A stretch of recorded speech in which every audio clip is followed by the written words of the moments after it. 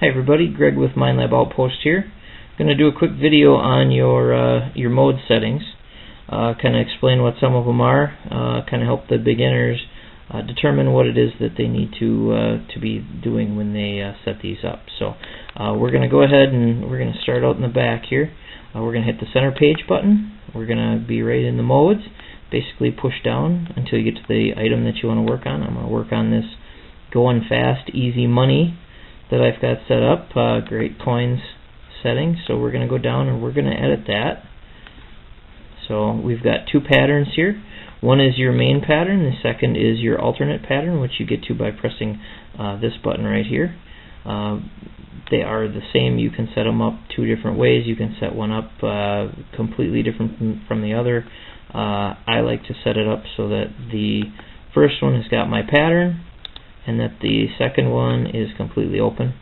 So if you want to investigate something closer, you can hit the button and you don't have any discrimination, so you can see completely what's going on.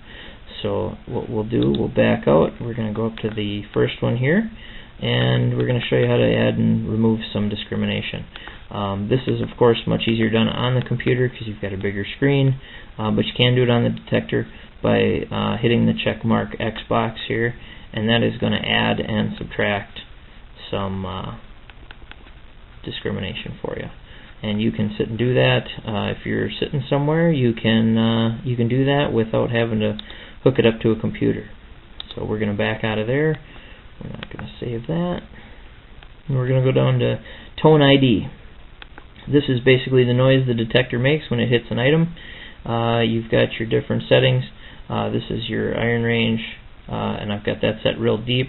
Your nickel range, and I've got that set about the same as your zinc penny range in the 700s, so that's going to make quite a high noise. And then I've got your silver range here in the 900s, which is going to make a totally different sound when you get into some of those higher coins, like the quarters and things like that. So these two don't matter much unless you have it in open. They're not going to make any noise unless you've got it in that second profile, and in that case it's still going to differentiate. So you've got the different noises, and instead of using 50 tones, I prefer this setup. Why make it more complicated than it is? So I'm going to go ahead and back out. You've got your response, and you can go from smooth, long, normal.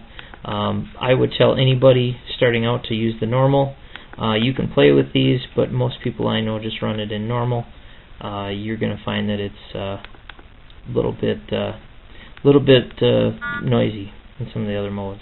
The recovery fast is exactly what it sounds like. It's going to recover faster, and you're going to get that tone on the next item quicker. So if you've got two items right next to each other, it is of course going to make the noise quicker, so I always have that checked.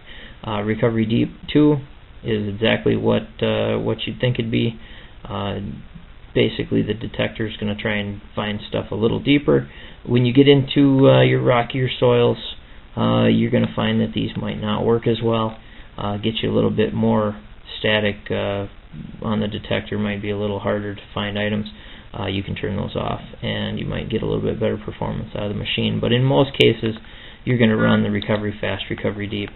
And you've got seawater for your ocean type areas, and target separation. This is another important one. If you're hunting coins or hunting the park, that Ferris coin is a great item. The Ferris coin is going to paint the item blue and red on the screen, and basically what you're going to get is you're going to get a picture of what's on there much better than if you're not. So I always tell beginners to start with the Ferris coin. You've got ground coin, high trash, low trash, but they do change the settings on the detector a little bit when you switch to those. About the only time I would switch away from that is to use the low trash on the beach, and in that case you're using the seawater as well. So go back down to this, and then your pinpoint is basically normal or sizing. The sizing is going to give you a little bit better determination of how big that item is, because when you hold down the button, you're going to get a little bit tighter spiral on the item that you're searching for. So that's your basic rundown on your settings for the modes. I hope you enjoyed the video. Thanks for watching.